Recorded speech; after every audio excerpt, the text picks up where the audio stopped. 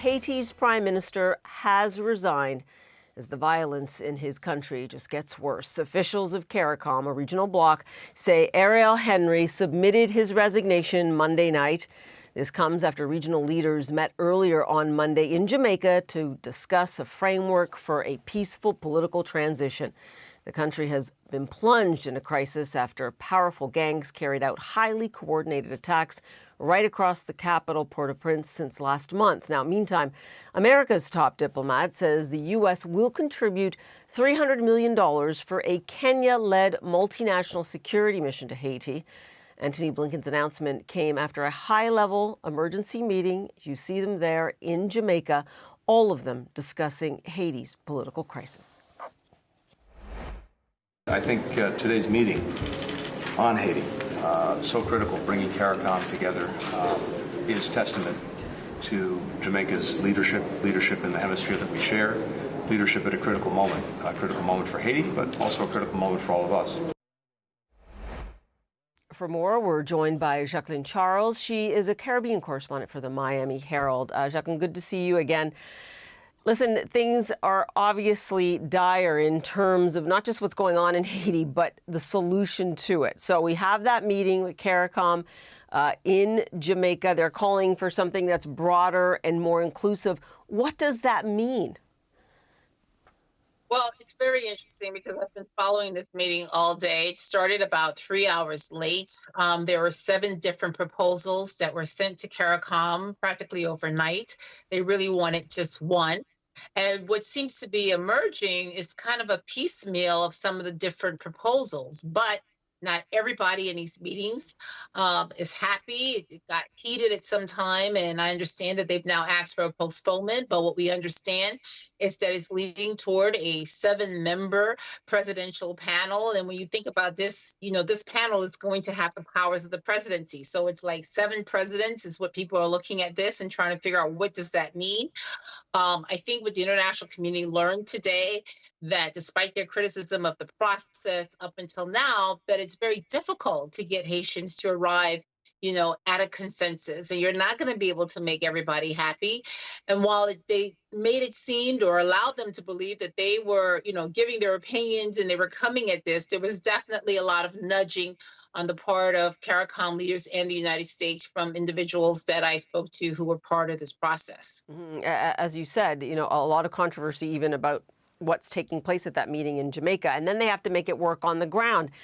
The gangs and the international community actually agree on one thing, and that this needs to be a Haitian-led solution. Is that even possible, given that the gangs at this point in time, the gang leaders, are looking for political power?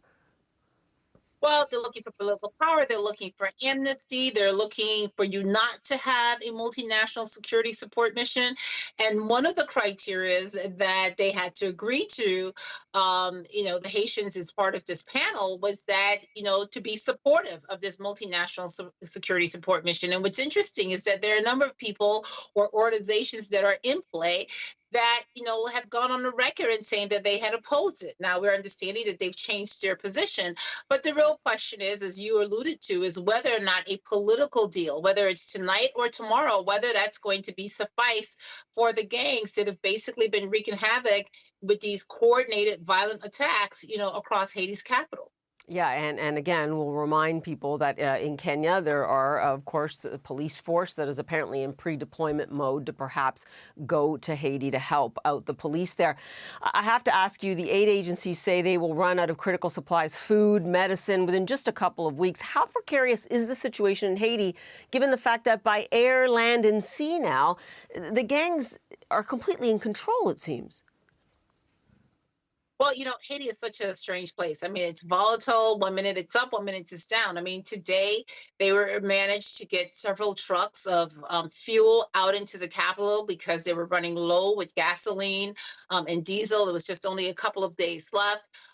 Yesterday, the World Food Program managed to feed 200,000 The World Food Program has managed to provide 200,000 meals to individuals. But again, we don't know what's going to happen tomorrow. We don't know what's going to happen the next day. I mean, there was a recent threat talking both about targeting the National Palace as well as the hotels in Port-au-Prince. So again, a lot is riding on, at least the international community has put a lot of weight on they're getting some sort of a political deal. One of the things that's clear is there isn't a seat for the gangs at the table. And, and what does that mean and how they're going to interpret that? Mm-hmm. Yeah, and we will continue to watch this as you said, quite volatile with things changing really by the hour. That meeting does continue in Jamaica. Jacqueline Charles for us. Thanks so much. Appreciate it. Thank you for having me. And we do, in fact, have more updates on this story. It does seem like Ariel Henry has decided that he would resign, but is also now saying through a spokesperson that he would remain in place as prime minister, as the leader of Haiti, until some type of an interim government were formed. Now, right now, there's no timetable on that would happen, but also what is key here is whether or not he would be able to even return to Haiti. That's been the problem so far as he remains in Puerto Rico.